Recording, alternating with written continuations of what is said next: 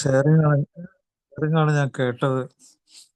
അതിൽ എല്ലാം ഉൾക്കൊള്ളുന്നു. മദ്യപാന രോഗത്തെക്കുറിച്ചുള്ള സർവ്വസംഗതികളും അതിലുണ്ട്. അപ്പോൾ എത്ര ലളിതമായി നമ്മുടെ പ്രോഗ്രാം എന്നുള്ളത് അത് ആളുകൾക്ക് മനസ്സിലാക്കി കൊടുക്കും. ഇന്നത്തെ പോലെ പുതിയ ആൾക്കാരുണ്ടെങ്കിൽ, പുതുമക്കാരുണ്ടെങ്കിൽ അവർക്ക് പ്രത്യേകം നന്ദി രേഖപ്പെടുത്തുന്നു. അവർക്ക് നല്ല സ്വാഗതം ആശംസിക്കുന്നു. അപ്പോൾ ഇന്ന് ഞാൻ പറയാൻ ഉദ്ദേശിച്ചിരുന്നതൊക്കെ അദ്ദേഹം പറഞ്ഞു കഴിഞ്ഞു. കാരണം അനുഭവങ്ങളും ശക്തിയും പ്രതീക്ഷയും പരസ്പരം പങ്കുവയ്ക്കുക എന്നുള്ള ആ മനോഹരമായ പരിപാടി അതാണ് നടന്നു കഴിഞ്ഞത്. അപ്പോൾ അത് കുറച്ച് കാര്യങ്ങൾ ഞാൻ എൻ്റെ ഭാഗത്തു നിന്ന് കുറച്ച് പോസിറ്റീവായിട്ടുള്ള കുറച്ച് കാര്യങ്ങൾ കൂടി പറയുകയാണ്. അപ്പോൾ ഈ അനുഭവങ്ങളും ശക്തിയും പ്രതീക്ഷയും പരസ്പരം പങ്കുവയ്ക്കുന്നതിലൂടെ ഒരു മാരക രോഗത്തിനൊരു പരിഹാരം കണ്ടെത്തുക. അപ്പോൾ ആ കാര്യമാണ് ഇവിടെ നടപ്പിലാകുന്നത്. നമ്മുടെ മനുഷ്യന്മാർക്ക് നല്ലതും മോശപ്പെട്ടതായിട്ടുള്ള കാര്യങ്ങൾ നമ്മൾ അനുഭവിക്കുന്നുണ്ട്. നല്ല കാര്യങ്ങൾ നമുക്ക് അനുഭവം ഉണ്ടാകുന്നുണ്ട്, മോശപ്പെട്ട കാര്യങ്ങൾ അനുഭവമായിട്ടുണ്ടാകുന്നുണ്ട്. അതുപോലെ നമ്മൾ ശക്തി, നല്ല കാര്യത്തിന് വേണ്ടിയുള്ള ശക്തി നമുക്കുണ്ട്, മോശപ്പെട്ട കാര്യത്തിന് വേണ്ടിയും ഉണ്ട്. അതുപോലെ നമ്മുടെ പ്രതീക്ഷകൾ നമ്മുടെ ജീവിതം എങ്ങനെയാണോ മുമ്പോട്ട് പോകുന്നത് അതിനെ ചുറ്റിപ്പറ്റിയാണ് നമ്മുടെ പ്രതീക്ഷകളും. നമുക്കും അതിൽ എന്താ പറയുക, ഒരു പ്രതീക്ഷ നിലനിൽക്കണമെങ്കിൽ ഇന്നത്തെ നമ്മുടെ ജീവിതമാണ് നാളത്തെ പ്രതീക്ഷ ഉണ്ടാക്കുന്നത്. അപ്പോൾ ഏതായാലും നമ്മൾ ശക്തി നമ്മൾ മറന്നു പോകാൻ പാടില്ല. നമുക്ക് കുറേ ശക്തികളുണ്ട്. നമ്മളെങ്ങനെയൊക്കെ താഴേക്ക് പോയാലും നമ്മളെ പിടിച്ചു നിർത്തുന്ന കുറച്ച് ശക്തികൾ ഈ ലോകത്തുണ്ട്.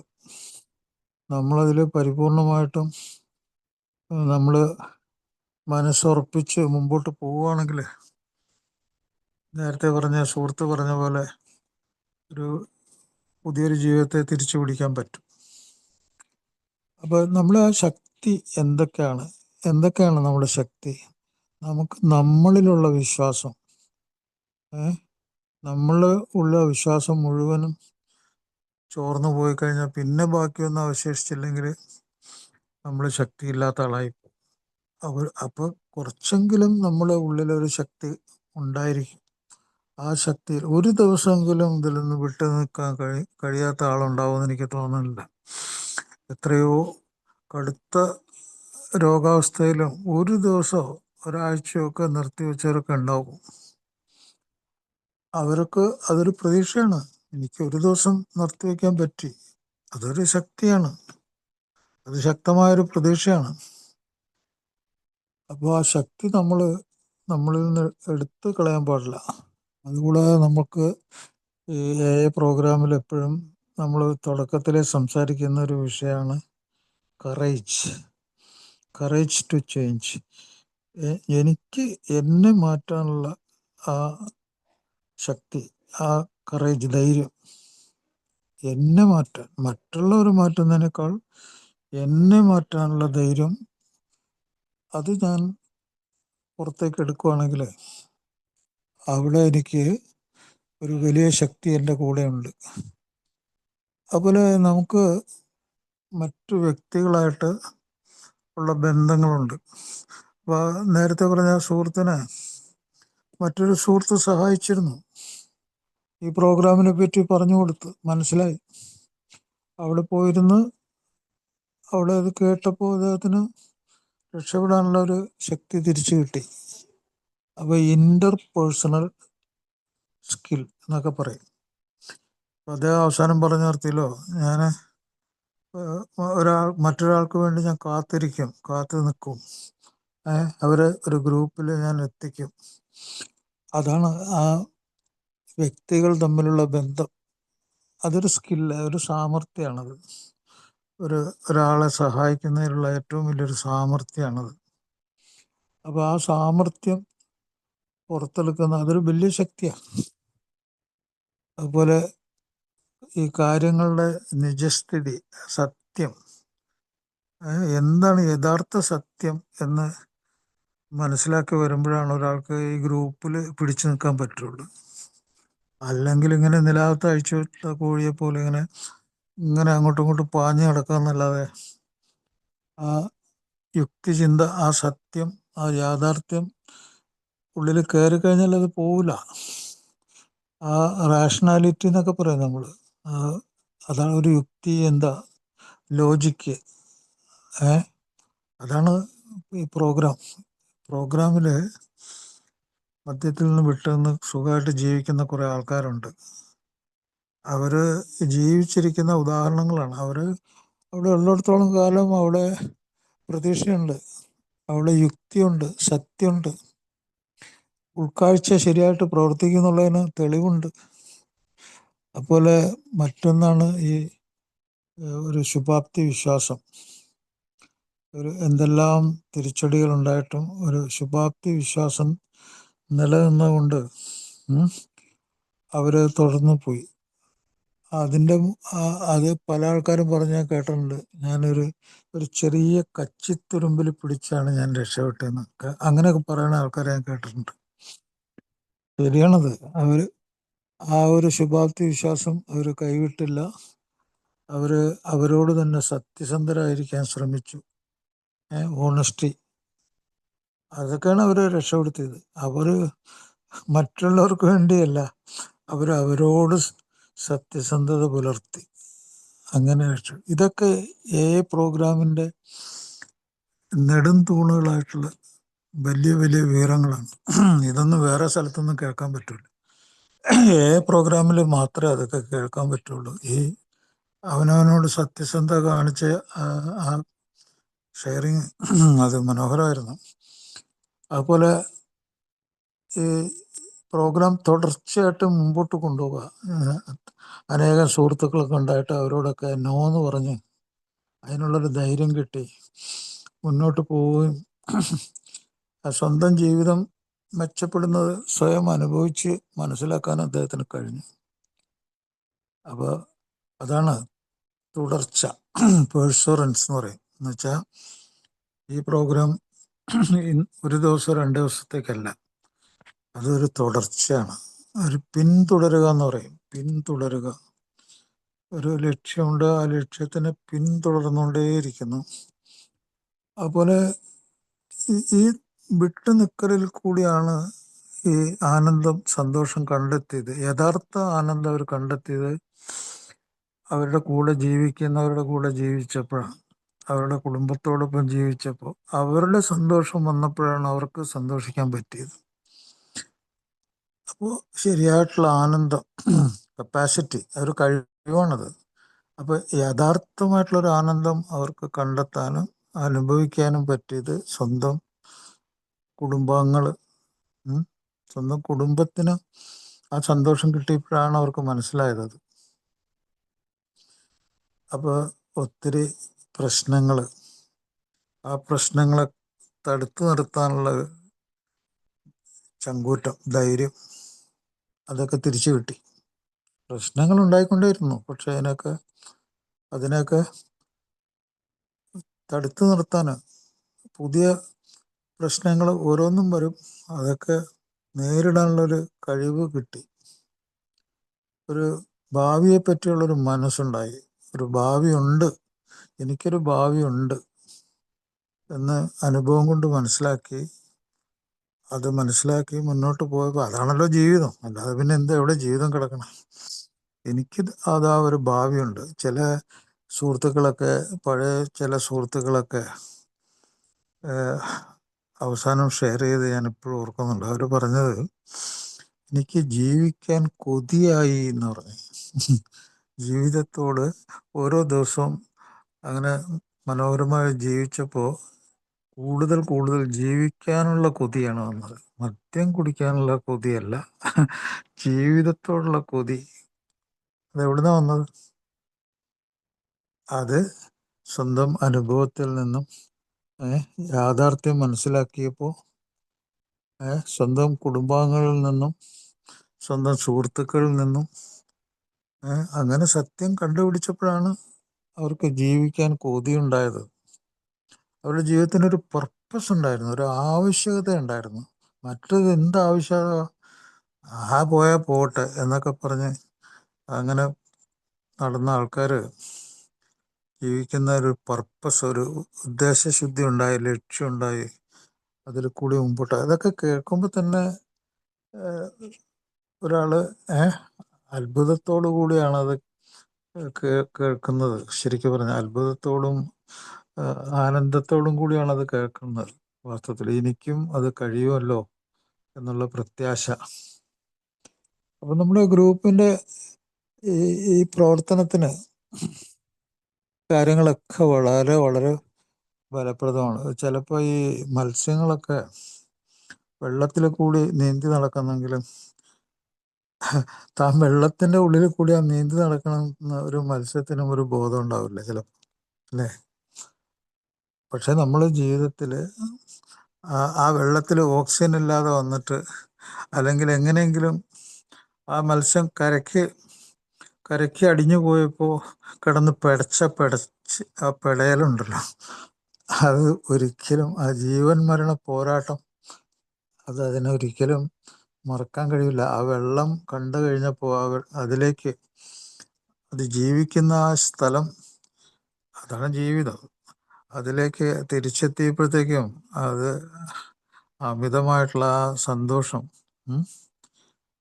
മനസ്സിലായി? അതിൻ്റെ ആ കരയിലേക്ക് എടുത്തിട്ടപ്പോഴുള്ള ആ ഭയം.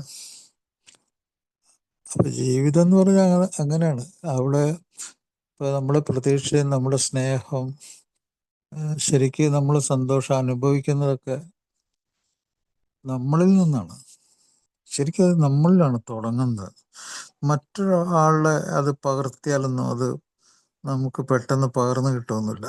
നമുക്ക് അവർ പറയുന്നതൊക്കെ കേൾക്കാം, പക്ഷെ പ്രവൃത്തി നമ്മുടെ ഉള്ളിൽ നിന്ന് തുടങ്ങണം. അത് തുടങ്ങിക്കഴിഞ്ഞാൽ അത് നിരന്തരം മുന്നോട്ട് പോകണം.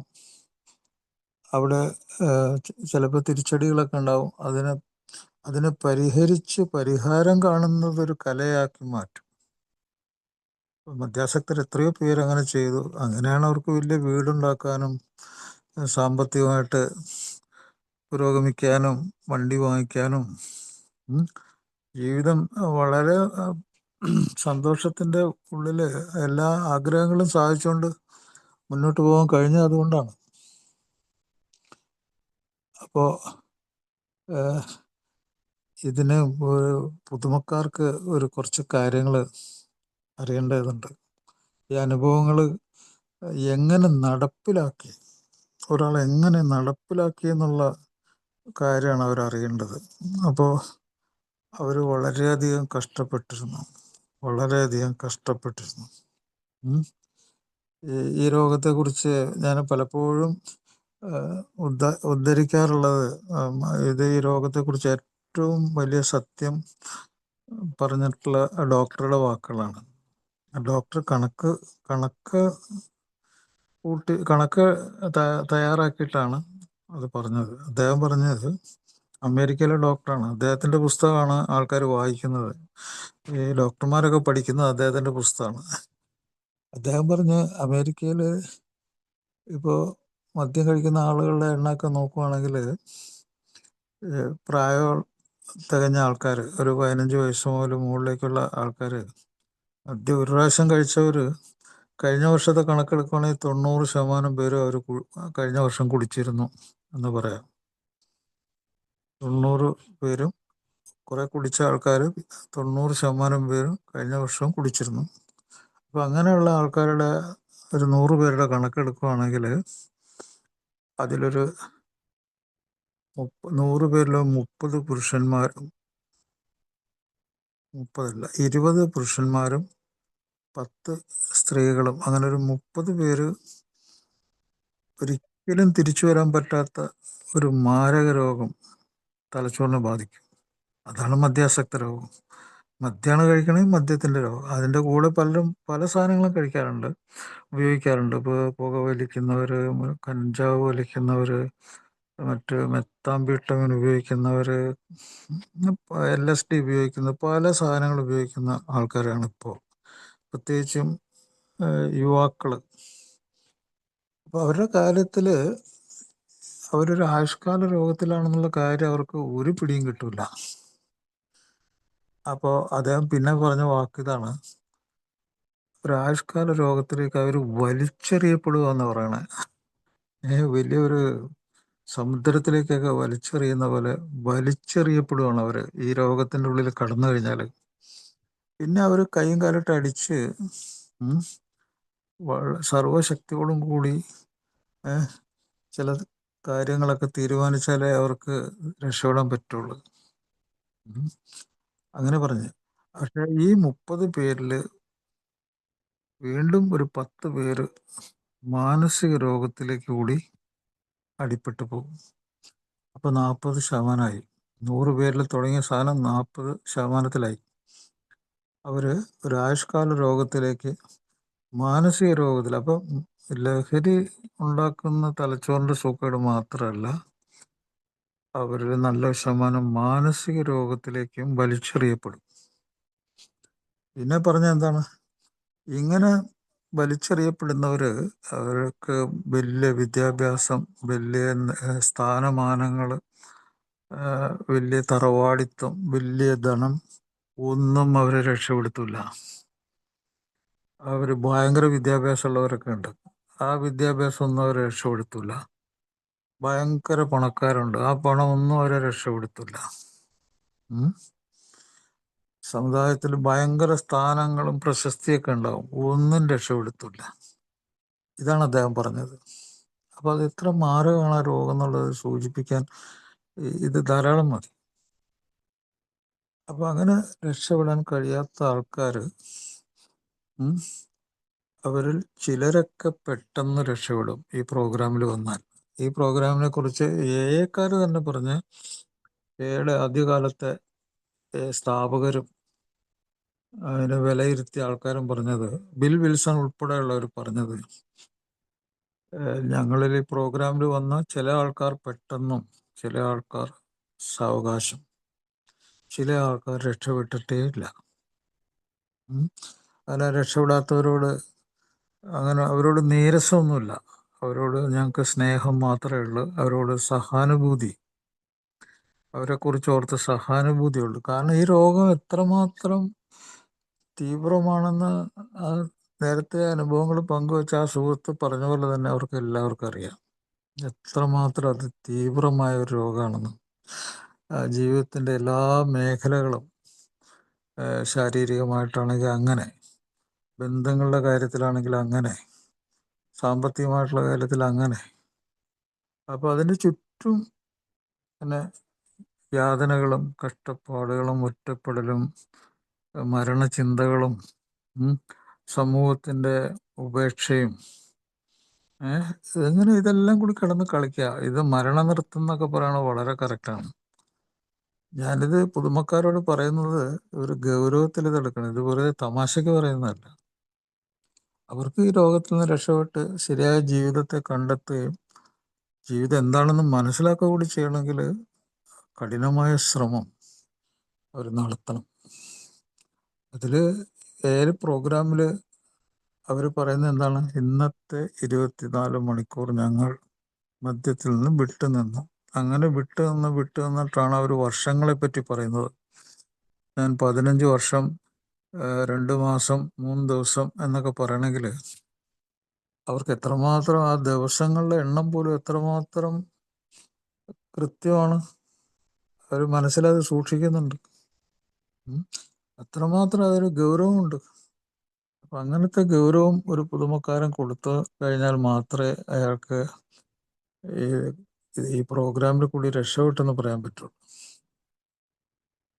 അപ്പോൾ ഇന്നത്തെ ഈ പ്രോഗ്രാമിൽ വന്ന പുതുമക്കാരൊക്കെ ആ മനോഹരമായ ഷെയറിങ് കേൾക്കാൻ അവർക്കൊരു ചാൻസ് കിട്ടി. ഞാൻ ഇതിൻ്റെ കുറച്ച് ശാരീരികമായിട്ടുള്ള മാനസികമായിട്ടുള്ള അവസ്ഥകളിലേക്ക് ഒന്ന് പോവുകയാണ്.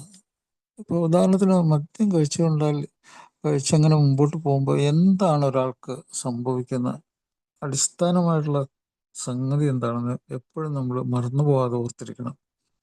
ഒന്ന്, ഒരിക്കലും വിട്ടുപിരിയാത്തൊരാർത്തി. ആ ആർത്തി ഇങ്ങനെ ഓരോ നിമിഷവും വളർന്ന് വളർന്ന് വലുതായി അത് രാവിലെ മുതൽ രാത്രി വരെ നിൽക്കും. ചിലപ്പോൾ ചില പ്രത്യേക സമയങ്ങളിലേക്ക് നിൽക്കും. അത് നമ്മുടെ ചിന്തകളെ പിടിച്ചടക്കും. അതിൻ്റെ ഉദാഹരണമാണ് രാവിലെ എഴുന്നേറ്റ് കഴിഞ്ഞാൽ അതിനെപ്പറ്റി മാത്രം ആലോചിക്കുക. പൈസ ഇല്ലാത്തവരാണ് ഏറ്റവും കൂടുതൽ ആലോചിക്കുന്നത്. കാരണം പൈസയിലേക്ക് കുടിക്കാൻ പറ്റില്ല. അപ്പം അന്നത്തെ ചിന്ത എവിടെ കിട്ടും, എങ്ങനെ കിട്ടും എന്നാണ്. അതുപോലെ ഒരു ചെറിയ ജോലി ഉണ്ടെങ്കിൽ ഇതിനിടയിൽ ആ ജോലി ചെയ്യണം. അപ്പോൾ അതിനൊരു തടസ്സമാകാൻ പാടില്ല. പക്ഷെ പൈസ കയ്യിലില്ലാത്തവന് കിട്ടുന്ന സമയത്ത് അത് അവിടെ എത്തിച്ചേരാൻ പറ്റുള്ളൂ. അത് ആരെങ്കിലും തരുന്നതായിരിക്കും, ഒരു പ്രത്യേക സ്ഥലത്തായിരിക്കും, അല്ലെങ്കിൽ ഒരു ആഘോഷത്തിലായിരിക്കും. അപ്പോൾ അയാൾക്ക് പറയാൻ പറ്റില്ല അന്നത്തെ ദിവസം എന്താവും എന്നുള്ളത്. അപ്പോൾ അതിന് സമയം കണ്ടെത്തണം, അത് ഉപയോഗിക്കണം. ഉപയോഗിച്ചു കഴിഞ്ഞാലുള്ള പരകായ പ്രവേശം ഉണ്ടല്ലോ, അതിൽ നിന്ന് ഉണ്ടാകുന്ന മയക്കവും തൂക്കവും അതൊക്കെ കഴിഞ്ഞിട്ട് പുറത്ത് കിടക്കണം. പുറത്ത് കിടന്നിട്ട് വേണം വീട്ടിലെത്തണമെങ്കിൽ. അതിനിടയിൽ വേണമെങ്കിൽ ചിലപ്പോൾ ജോലി ചെയ്യണമെങ്കിൽ. അപ്പോൾ ജോലി ചിലപ്പോൾ പോയെന്നിരിക്കും. അപ്പോൾ ഒന്ന് ആലോചിച്ച് നോക്കുക, എത്രമാത്രം അതിൻ്റെ ഉള്ളിൽ, ആ ആർത്തിയുടെ ഉള്ളിൽ എന്തെല്ലാം നഷ്ടപ്പെടുന്നു. അപ്പോൾ ഈ ക്രേവിങ് എന്ന് പറഞ്ഞ ഈ ആർത്തി, അത് കിട്ടാനുള്ള നിർബന്ധം, അതുപോലെ ഓരോ ദിവസവും കൂടുതൽ അളവ്, കൂടുതൽ വേണമെന്നുള്ള ആഗ്രഹം, അതിന് ശരീരത്തിന് ഒരു പ്രത്യേക അളവിൽ എത്തിച്ചേരും. അത് 6 പെഗോ 8 പെഗോ അങ്ങനെ ഒരു അളവിൽ ചെന്ന് ചേരും. ആ അളവ് കിട്ടുന്നവർ ചിലപ്പോൾ അലഞ്ഞു തിരിഞ്ഞ് നടക്കേണ്ടി വരും. പിന്നെ അതിനെക്കുറിച്ചുള്ള കുറ്റബോധം, പിന്നെ ചോദ്യം ചെയ്യുന്നവരോടുള്ള ദേഷ്യം. പക്ഷെ ഉള്ളിൻ്റെ ഉള്ളിൽ അയാൾക്ക് ഇതിൽ നിന്നും കംപ്ലീറ്റ് വിട്ടുനിന്ന് ഒഴിവായി സുഖമായിട്ട് ജീവിക്കണമെന്ന് ആഗ്രഹമുള്ളവരാണ് ഇത്രയൊക്കെ കുടിക്കുന്ന ആൾക്കാരും. അവരുടെ ഉള്ളിൻ്റെ ഉള്ളിൽ ഇത് മോശപ്പെട്ട സംഗതിയാണെന്ന് അവർക്ക് എപ്പോഴും അറിയാം. ഇത് എൻ്റെ ജീവിതം ഇങ്ങനെ വളരെയധികം കഷ്ടപ്പാടിലേക്ക് കൊണ്ടുപോകുന്നുണ്ട്, ഇത് നിർത്തണം.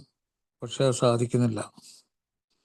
അതുപോലെ വീട്ടിൽ വെച്ച് കുടിച്ച് ശീലിച്ചവർക്ക് രാവിലെ കണ്ണു തുറന്നാൽ അത് വേണമെന്നുള്ളൊരാഗ്രഹം വരും. ഈ പറഞ്ഞ കാര്യങ്ങളൊക്കെ അയാൾ മദ്യത്തിന് അടിമയാക്കുക ചെയ്യുന്നത്. ഈ അടിമയാകുന്നത് എങ്ങനെയാണ്? അത് തലച്ചോറിനെ അടിമയാക്കും. അത് ശരീരത്തിലെ കോശങ്ങൾ, ഏറ്റവും ചെറിയ കോശങ്ങളുടെ ഉള്ളിൽ പോലും ഇങ്ങനെ ആർത്തിയോടെ വിളിച്ചു പറഞ്ഞുകൊണ്ടിരിക്കും, കൊണ്ടുപോകാന്ന് പറഞ്ഞു. അതുപോലെ നമ്മുടെ ശരീരത്തിൻ്റെ ഉള്ളിലുള്ള പ്രവർത്തനങ്ങൾ അതിൻ്റെ ഉള്ളിൽ നടക്കേണ്ടി വരും. അപ്പോൾ അങ്ങനെ പ്രവർത്തനം നടന്നു കഴിഞ്ഞാൽ അത് ശരീരത്തെ ബാധിക്കും. ശരീരത്തിൽ അനങ്ങണമെങ്കിൽ തന്നെ മദ്യം വേണ്ടി വരും. വണ്ടി ഓടിക്കുന്നവർക്ക് വണ്ടി ഓടിക്കുന്ന മദ്യം, രാവിലെ പണിയെടുക്കുന്നവർക്ക് അത് വേണ്ടി വരും, ആരോടെങ്കിലും 2 വർത്തമാനം പറയുകയാണെങ്കിൽ അത് വേണ്ടി വരും.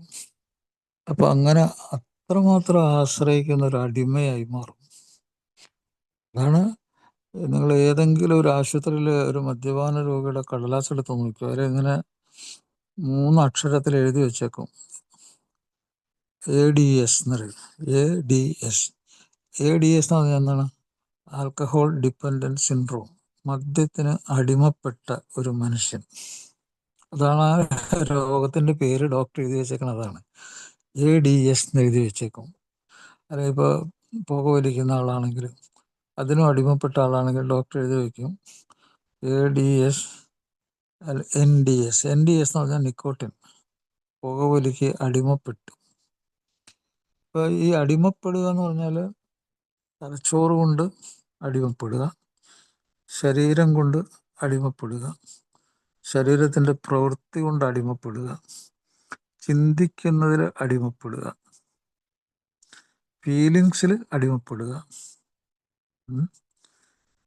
എന്ത് പ്രവൃത്തി ചെയ്യണമെങ്കിലും ആ അടിമയായിട്ട് തന്നെ പറ്റുള്ളൂ ശരീരത്തിന്. അങ്ങനത്തെ ഒരു അവസ്ഥയിൽ എത്തിച്ചേരുക, അതാണ് മാരകമായ രോഗത്തിൻ്റെ. അതുകൊണ്ടാണ് വിട്ടു നിൽക്കാൻ പല ആൾക്കും പറ്റാതെ മരിച്ചു പോകുന്നതിൻ്റെ കാരണം, ഈ അടിമപ്പെടൽ. അതിനാണ്, ആ അടിമപ്പെടലിൽ നിന്നുള്ള മോചനത്തിനാണ് 24 മണിക്കൂർ പരിപാടി നിർദ്ദേശിക്കുന്നത്. അത് വേറെ ഒരു സ്ഥലത്തും നിങ്ങൾക്ക് ആ ഒരു അറിവ് നിങ്ങൾക്ക് കിട്ടൂല. 24 മണിക്കൂർ വിട്ടു നിന്നാണ് ഞങ്ങൾ രക്ഷപ്പെട്ടത് എന്നുള്ള അറിവ്.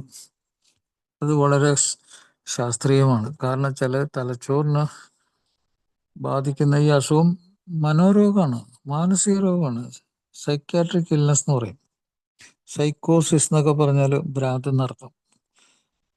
ഭ്രാന്ത് തന്നെയാണത്. അത് തലച്ചോറിന് ബാധിക്കുന്ന ഏത് സുഖങ്ങളും അവസാനം ചിലപ്പോൾ എത്തിച്ചേരുന്നത് നമ്മുടെ ഉൾക്കാഴ്ച നഷ്ടപ്പെട്ട് നമ്മൾ മായക്കാഴ്ചകളൊക്കെ കണ്ട്, അല്ലെങ്കിൽ യുക്തിയില്ലാത്ത ചിന്തകളൊക്കെ ചിന്തിച്ച്, അല്ലെങ്കിൽ അങ്ങനത്തെ ഒരു സ്വഭാവത്തിൽ കൂടെ നമ്മൾ ജീവിക്കേണ്ടി വരും. നമ്മളെ അതിലേക്ക് നിർബന്ധിച്ചും കൊണ്ടുപോവാണ് തലച്ചോറ്. കേന്ദ്ര നാഡീവ്യൂഹം എന്നൊക്കെ പറഞ്ഞ തലച്ചോറാണ്, കേന്ദ്രമാണത്. അപ്പം ആ കേന്ദ്രത്തിൽ പണി കിട്ടിക്കഴിഞ്ഞാൽ എല്ലാം പോയി. അപ്പോൾ 24 മണിക്കൂർ മധ്യത്തിൽ നിന്ന് വിട്ടു നിന്നാൽ തലച്ചോറ് ക്ലിയറായി വരും. ഓരോ ദിവസം ശരിയായി വരും. അവിടെ ഇതിനു മുമ്പ് വിചാരിച്ചിരുന്നത് തലച്ചോറ് പുതിയതായിട്ടൊന്നും മനസ്സിലാക്കൂല, പുതിയ കോശങ്ങൾ ഉണ്ടാവില്ല എന്നൊക്കെ വിചാരിച്ചിരുന്നു. പക്ഷേ ഈ പരിപാടി ചെയ്താൽ ഈ 24 മണിക്കൂർ വീതം മാസങ്ങൾ, വർഷങ്ങൾ മദ്യത്തിൽ നിന്നും മറ്റു ലഹരിയിൽ നിന്നും വിട്ടു നിന്നാലുണ്ടല്ലോ, തലച്ചോറ് എന്ന് പറഞ്ഞ ഒരു ഇലക്ട്രിക്കൽ പണിയാണ്. ഇലക്ട്രിസിറ്റി കൊണ്ട് നടക്കുന്നൊരു പരിപാടി അതിൽ. അതുകൊണ്ടാണ് മദ്യപാന രോഗത്തിൽ മദ്യം നിർത്തി വയ്ക്കുമ്പോൾ അപസ്മാരം വരുന്നത്, കൈവിറയ്ക്കുന്നത്, മായക്കാഴ്ച കാണുന്നത്, യുക്തിയില്ലാത്ത ചിന്ത വരുന്നത്, അശരീരി കേൾക്കുന്നത്, ഇതൊക്കെ തലച്ചോറിൻ്റെ ഈ ഇലക്ട്രിക്കൽ വയറിങ്ങിൻ്റെ കുഴപ്പം കൊണ്ടാണ്. അപ്പോൾ 24 മണിക്കൂർ വിട്ടു നിന്നാൽ ആ വയറിങ് ശരിയാവും. ഇലക്ട്രിസിറ്റി സാധാരണ പോലെ അതിൽ പോവും. ശരീരം ശരിക്കും പ്രവർത്തിക്കും. റിക്കവറി, നേരത്തെ പറഞ്ഞ സുഹൃത്ത് പറഞ്ഞ പോലെ നല്ലൊരു തിരിച്ചറിവ്, ഉൾക്കാഴ്ച, ഒരു ശുഭാപ്തി വിശ്വാസം, എന്താണ് സത്യസന്ധത, എന്താണ് എനിക്ക് വേണ്ടി ഞാൻ ജീവിക്കേണ്ടത് എങ്ങനെയാണ് എന്നൊക്കെയുള്ള ബുദ്ധിശക്തി തിരിച്ചു കിട്ടും. അത് തിരിച്ചു കിട്ടാത്തടത്തോളം കാലം വർക്കൗട്ട് ആവില്ല, പ്രവർത്തിക്കില്ല അവരിൽ. അവരെവിടെയോ വന്ന് എവിടെയോ പോയി. സുരേഷ് ഗോപി പറയണ പോലെ ദാ വന്നു ദാ പോയി എന്ന് പറയണ പോലെ അങ്ങനെ പോവുള്ളൂ. പക്ഷെ ഇതിൽ ഈ പ്രോഗ്രാം ശരിയായിട്ട് മനസ്സിലാക്കുമോ, അതിനനുസരിച്ച് അനുസരണയോടുകൂടി അത് കുറച്ച് നാളെങ്കിലും പാലിച്ചു കഴിഞ്ഞാൽ അത് നമ്മുടെ ശരീരത്തെ രക്ഷപ്പെടുത്തും, ഭ്രാന്ത് പിടിച്ച മനസ്സിനെ രക്ഷപ്പെടുത്തും, കൃത്യനിഷ്ഠയുള്ള ഒരു ജീവിതം കൊണ്ട് തരും. അത് എനിക്ക് വേണ്ടി ഞാൻ ജീവിക്കണം എന്നുള്ള പർപ്പസ്, ആവശ്യം, അടിസ്ഥാനമായിട്ടുള്ള ആവശ്യം അതുണ്ടാക്കും. ഒരു സംശയമില്ല. അത് ഇപ്പോൾ പുതിയതായിട്ട് വന്ന സുഹൃത്തുക്കളോട് എനിക്ക് പറയാനുള്ള അതാണ്. നിങ്ങൾക്ക് പ്രോഗ്രാമിൽ കൂടി കിട്ടുന്നതാണ്. അതായത് ജീവിതം പരിശോധിച്ച് നോക്കാനുള്ള ഒരു അവസരം കിട്ടുക. പ്രോഗ്രാമിൽ എന്താണ്? ഓരോ ദിവസവും ജീവിതത്തെ സ്വയം പരിശോധിച്ച് നോക്കുക. അത് ആരോ പറഞ്ഞ പോലെ അങ്ങനെ സ്വയം പരിശോധിച്ച് നോക്കാത്ത ജീവിതം ജീവിക്കാൻ പോലും അർഹതയില്ലെന്നാണ് പറയുന്നത്. അങ്ങനെ സ്വയം പരിശോധിക്കാൻ ഒരാൾക്ക് കഴിവില്ലെങ്കിൽ എന്ത് പറ്റുന്നു? അയാൾ വേറെ ഏതോ മായാലോകത്താണ്. അയാൾ ഭ്രാന്തിൻ്റെ ലോകത്തായിരിക്കും. സ്വന്തം ജീവിതം ഓരോ ദിവസവും പരിശോധിച്ച് നോക്കാൻ കഴിയാത്ത ആള് ജീവിക്കാൻ അർഹതയില്ലാത്ത ആളാണെന്നാണ് പറഞ്ഞേക്കണേ. അത് എന്തുകൊണ്ടാണ് അങ്ങനെ പറഞ്ഞേക്കണെന്ന് വെച്ചാൽ സ്വന്തം ജീവിതം അല്ലാതെ വേറെ ഏത് ജീവിതം അയാൾ പരിശോധിക്കേണ്ടത്? അയാളത് പരിശോധിച്ചില്ലെങ്കിൽ അയാൾ വേറെ എന്തോ ഒന്ന് അയാളുടെ ഉള്ളിൽ കയറിയിട്ടുണ്ട്. ആവശ്യമില്ലാത്ത തലതിരിഞ്ഞ എന്തോ ഒരു പരിപാടി അയാളുടെ ഉള്ളിൽ കയറിയിട്ടുണ്ട്. അപ്പോൾ അയാൾക്ക് ശരിക്കും ജീവിക്കണമെങ്കിൽ അതെടുത്ത് കളഞ്ഞേ പറ്റൂ, ദൂരെ കളയേണ്ടി വരും. അപ്പോൾ ഈ പ്രോഗ്രാം എത്ര മനോഹരമാണെന്നുള്ളത് മനസ്സിലായിക്കാണെന്ന് എനിക്ക് തോന്നുന്നു. പിന്നെ മറ്റൊന്ന്, നമ്മുടെ ബോധത്തിൻ്റെ ഉള്ളിലാണല്ലോ നമ്മളെല്ലാം പ്രവർത്തിക്കുന്നത്. ഒരു മദ്യാസക്തൻ്റെ ബോധത്തിൻ്റെ ശക്തി അത് ഏതൊക്കെ മേഖലകളെ എവിടെയൊക്കെയാണ് എന്ന് നോക്കുക. അത് ആലോചിച്ച് കഴിഞ്ഞാൽ അത് കുറച്ചൊരു ബുദ്ധിമുട്ടുണ്ട് അത് മനസ്സിലാക്കാനായിട്ട്. ഈ ബോധം എന്ന് പറയുന്നത് എവിടെ നിന്നാണ് വരുന്നത്? ബോധം എന്ന് പറഞ്ഞാൽ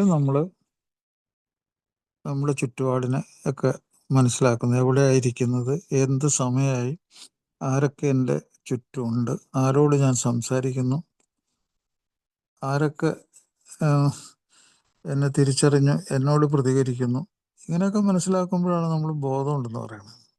അപ്പോൾ ബോധം എന്ന് പറഞ്ഞാൽ ഒരു ബന്ധമാണ്, നമ്മുടെ ഈ ലോകവുമായിട്ടുള്ള ഒരു കണക്ഷനാണ്.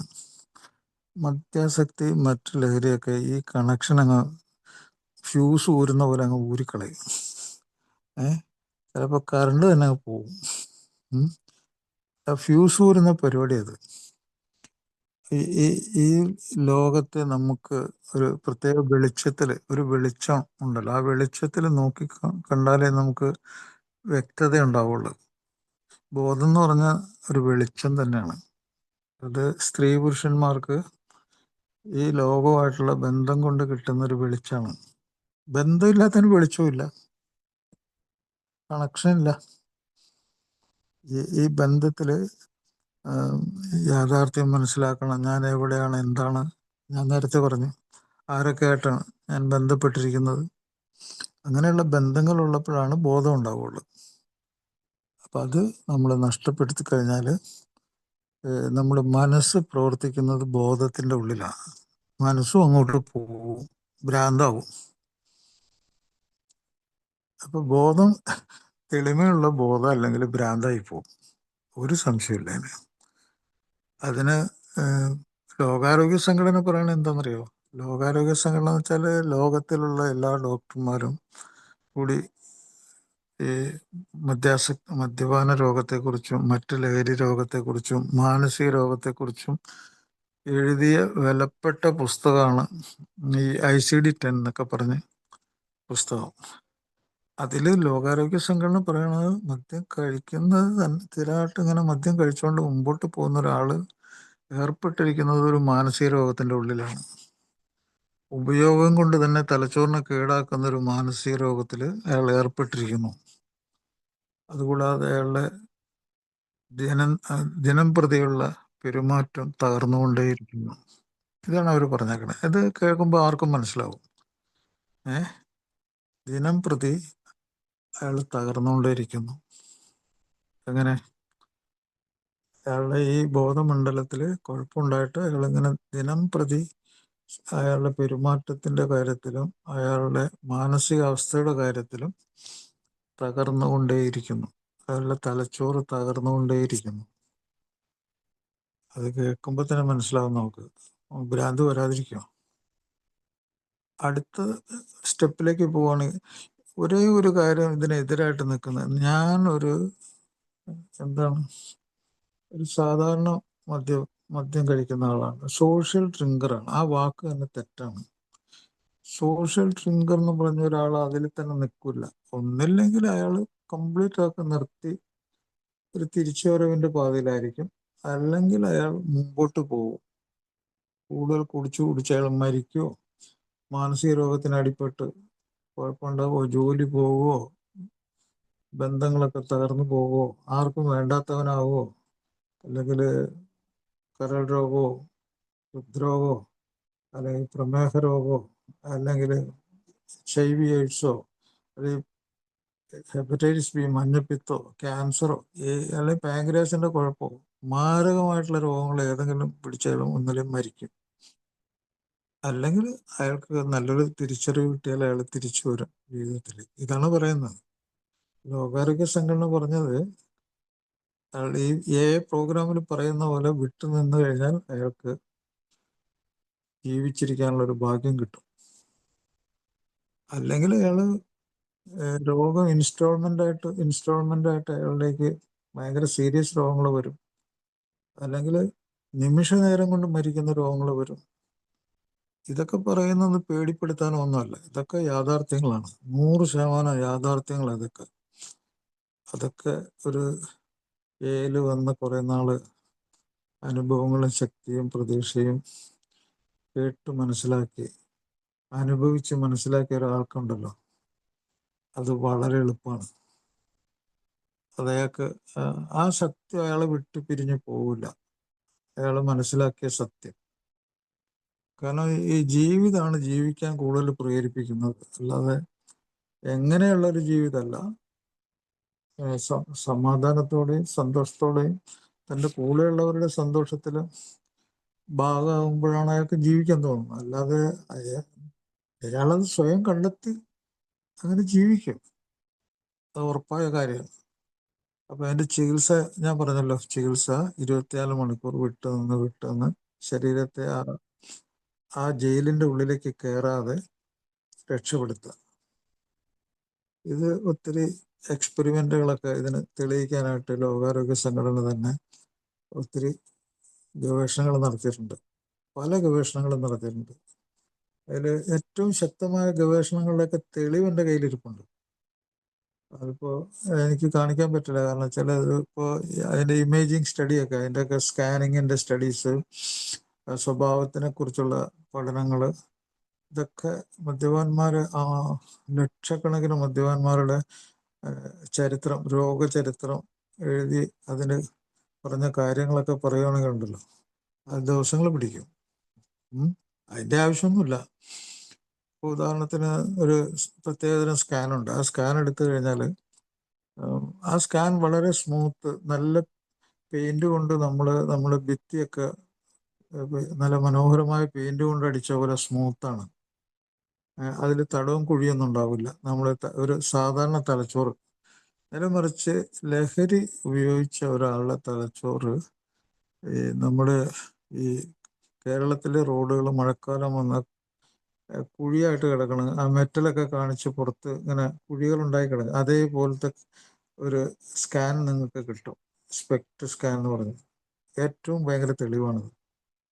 മദ്യം കഴിച്ചിട്ടോ, MDMA കഴിച്ചിട്ടോ, കഞ്ചാവ് കഴിച്ചിട്ടോ, അല്ലെങ്കിൽ മറ്റ് ലഹരി വസ്തുക്കൾ ഉപയോഗിച്ചിട്ടോ, അല്ലെങ്കിൽ ഒന്നിലധികം സാധനം ഉപയോഗിച്ചിട്ടുള്ളവരുടെ സ്കാൻ ചെയ്താൽ നമുക്ക് ആ കുഴിയൊക്കെ കാണാം. അതുപോലെ അതിൽ നിന്ന് വിട്ടുനിന്ന് വർഷങ്ങൾ കഴിയുമ്പോൾ വേറൊരു സ്കാൻ എടുത്ത് നോക്കിയാൽ അത് മാറ്റം വരുന്നതും കാണാം. ഇതൊക്കെ തെളിവാണ്. പക്ഷെ ഇതിനേക്കാൾ ഏറെ ശക്തമായ തെളിവാണ് എന്ത്? ഒരു മദ്യാസക്തൻ ജീവിതത്തിലേക്ക് തിരിച്ചു വന്നു, അയാളെ മനസ്സിലാക്കി, അയാളുടെ കൂടെ ജീവിക്കുന്നവരെ മനസ്സിലാക്കി, അയാൾക്ക് സ്നേഹത്തിലും സന്തോഷത്തിലും സ്വന്തം അഭിവൃദ്ധിയിലും അതിലൊരു ആഹ്ലാദം ഉണ്ടാക്കിക്കൊണ്ട് അയാൾക്ക് ജീവിച്ച് മുന്നേറാൻ പറ്റുമെങ്കിൽ അതാണ് ഏറ്റവും വലിയ തെളിവ്. ഇത് ഞാൻ എടുത്തു പറയുന്ന കാരണം വെച്ചാൽ, മദ്യാസക്ത രോഗത്തിലെ ഒരു ചികിത്സ തേടാത്ത ആൾക്കാരുടെ സ്വഭാവം എടുത്തു കഴിഞ്ഞാൽ 2 സ്വഭാവം അവർക്കുണ്ട്. അടിസ്ഥാനമായിട്ട് 2 സ്വഭാവം. ഒന്ന്, മദ്യം അവരുടെ തലച്ചോറിനെയും ജീവിതത്തെയും അവരുടെ പൊട്ടത്തരം നിറഞ്ഞ സന്തോഷത്തെയും കീഴടക്കി കഴിഞ്ഞു. അതൊരു വടംവലിയാണ്. അവരുടെ തലച്ചോറ് എപ്പോഴും അതിലേക്ക് പോകാൻ അവരെ വലിച്ചുകൊണ്ട് പോകുന്നു. അങ്ങോട്ട് അവരുടെ തലച്ചോറ് അവരെ വലിച്ചുകൊണ്ട് പോവാണ്. എന്തോ അമിതമായ സന്തോഷം കിട്ടും. അവിടെ നിന്ന് കുറേ പൊള്ളത്തരങ്ങളൊക്കെ പൊട്ടിച്ചിരിച്ചൊക്കെ കൂട്ടുകൂടി ചെയ്യുമ്പോൾ കിട്ടുന്ന ആ അതിര് കടന്ന സന്തോഷം, അല്ലെങ്കിൽ ഉപദ്രവങ്ങൾ, അല്ലെങ്കിൽ വൃത്തികെട്ട വാക്കുകൾ, അല്ലെങ്കിൽ മോശപ്പെട്ട പ്രവർത്തനങ്ങൾ. ഏത് മദ്യാസക്തൻ്റെ ഗ്രൂപ്പാണ് ഈ മറ്റുള്ളവരെ പരിഹസിക്കുമ്പോഴോ ഉപദ്രവിക്കുമ്പോഴോ സന്തോഷിക്കാത്തത്? അവിടെ സന്തോഷം അവർക്ക് വരുന്നത് ഉപദ്രവത്തിൽ കൂടിയാണ്. അവസാനം ആ ഉപദ്രവം ചിലപ്പോൾ ജയിലിലൊക്കെ എത്തിക്കും. ചില ആൾക്കാർ കൊലപാതകത്തിലേക്ക് എത്തിക്കും. അപ്പോൾ അവിടെ അവർ സ്വീകരിക്കുന്ന മാർഗം വളരെ മോശം. അവർ ഈ നല്ല മാർഗം, താനൊരു രോഗിയാവുന്നുള്ള ആ അറിവ് സ്വീകരിക്കുന്നില്ല. അത് സ്വീകരിക്കാൻ അവർക്ക് പറ്റില്ല. അക്സെപ്റ്റൻസ് എന്ന് പറയും, സ്വീകാര്യത. അവർക്ക് സ്വീകാര്യത ഇല്ല. അവർക്ക് സ്വീകരിക്കുന്ന ഷെയിമാണ്. താനൊരു മദ്യപാനി എന്നൊക്കെ പറഞ്ഞ ഷെയിമാണ്. അല്ലെ, അയാൾ കുടിക്കുന്നെങ്കിലും അയാൾ കുടിയെന്നുള്ള വിളി കേൾക്കുന്ന ഇഷ്ടമല്ല. അതൊരു തൊട്ടുകൂടാത്ത, പണ്ട് കേരളത്തിൽ നിലനിന്ന തൊട്ടുകൂടായ്മയൊക്കെയില്ലേ, അതുപോലെയാണ്. അയാളെ മദ്യപാനി എന്ന് വിളിക്കുന്ന അയാൾക്ക് ഇഷ്ടമല്ല. പക്ഷെ അയാളും കണ്ടമാനം മദ്യം കുടിക്കുക. ഒരു ഭയങ്കര വൈരുദ്ധ്യമാണത്. ഭയങ്കരമായിട്ടുള്ള വൈരുദ്ധ്യമാണ്. പക്ഷെ ഉള്ളിൻ്റെ ഉള്ളിൽ അയാൾക്ക് ഈ പരിപാടിയിൽ നിന്ന് എങ്ങനെയെങ്കിലും രക്ഷപ്പെടണമെന്ന് ആഗ്രഹമുണ്ട്. അത് സാധിക്കുന്നുമില്ല. അതാണ് ഡോക്ടർ നേരത്തെ പറഞ്ഞത്. ഇങ്ങനെ എത്രമാത്രം വിദ്യാഭ്യാസം ഉണ്ടെങ്കിലും എത്ര പണം ഉണ്ടെങ്കിലും രക്ഷപ്പെടാൻ ഭയങ്കര ബുദ്ധിമുട്ടാണ്. അപ്പോൾ അങ്ങനത്തെ ഒരു സ്വീകാര്യതയില്ലായ്മ. അയാൾ എന്ന് സ്വീകരിക്കുന്നു, എന്ന് ഏൽ വന്ന് ഞാനൊരു മദ്യപാന രോഗിയാണ് എന്ന് സ്വയം സമ്മതിക്കുന്നു, അന്ന് അയാൾ രക്ഷപ്പെട്ടു. രക്ഷപ്പെടലേക്ക് കയറി അയാൾ. അതുപോലെ മറ്റുള്ളവരെ അയാൾ വിശ്വസിക്കേണ്ടിയിരിക്കുന്നു. കാരണം അവർ മനുഷ്യരാണ്. അവർ രക്ഷപ്പെട്ടതിൻ്റെ കഥകളൊക്കെ പറയുമ്പോൾ അയാളത് വിശ്വസിക്കാതിരുന്നാൽ അയാൾ രക്ഷപ്പെടില്ല. അപ്പോൾ രണ്ട് കാര്യങ്ങൾ. ഇവർ ഏതൊരു ഡോക്ടറെ അടുത്ത് പോയി കഴിഞ്ഞാൽ ആ ഡോക്ടർ ചെയ്യുന്ന കാര്യങ്ങളെ വിശ്വസിക്കുകയും അയാൾ കൊടുക്കുന്ന മരുന്ന് കഴിക്കുകയും ചെയ്യുമ്പോഴല്ലേ രോഗം മാറുള്ളൂ. അപ്പം അത് രണ്ടും ചെയ്യാത്ത ഒരാൾ എങ്ങനെ ചികിത്സയിൽ പ്രവേശിക്കും? ഇയാൾ ഒരു ആയുഷ്കാലം തന്നെ ചിലപ്പോൾ ചികിത്സയിൽ കയറാതെ അയാൾ മരിച്ചു പോകും. ഒരു ആയുഷ്കാലം മുഴുവൻ അയാൾ കിണഞ്ഞ് ശ്രമിച്ചാലും ചികിത്സയിൽ കയറില്ല, മരിച്ചു പോകും അയാൾ. കാരണം ചികിത്സ ചെയ്യാതെ എങ്ങനെ അയാൾ രക്ഷപ്പെടുന്നു? അതിന് ഈ രണ്ട് കാര്യങ്ങൾ അത്യാവശ്യമാണ്. അത് സ്വീകരിക്കണം. ഈ അനുഭവങ്ങളൊക്കെ സ്വീകരിക്കണം, മനസ്സിലാക്കണം, വിശ്വസിക്കണം. കാരണം അയാളുടെ ഉള്ളിൽ, അയാളുടെ ചുറ്റുപാടിൽ നടന്ന കാര്യമാണ് അതൊക്കെ. അപ്പോൾ അതിനെതിരായിട്ട് അയാൾ നിൽക്കുന്നതാണ് ഈ രോഗത്തിൻ്റെ തീഷ്ണത. അപ്പോൾ അയാൾ ഏത് ലഹരി ഉപയോഗിച്ചാലും അയാൾ മരിച്ചു പോകും. ഈ അടിസ്ഥാന സംഗതി അയാൾ തലച്ചോറിൽ കയറണം. അതിനയാൾ വിട്ടു നിന്ന് കുറേ ദിവസമെങ്കിലും അത് ചിന്തിക്കണം.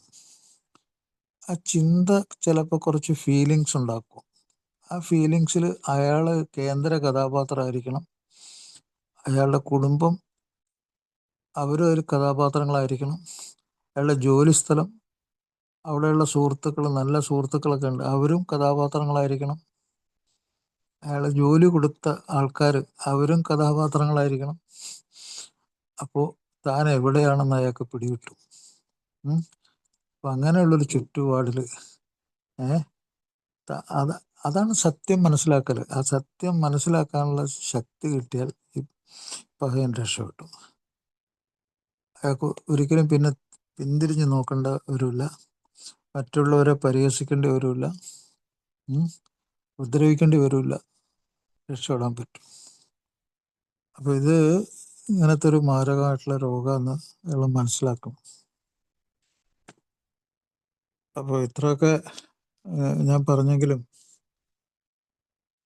ഏതൊക്കെ ആൾക്കാരാണ് രക്ഷപ്പെടാൻ പോകുന്നതെന്ന് പ്രെഡിക്റ്റ് ചെയ്യാൻ ആർക്കും കഴിയില്ല. ഒരിക്കൽ കൂടി നന്ദി പറഞ്ഞുകൊണ്ട് നിർത്തുന്നു. Thank you.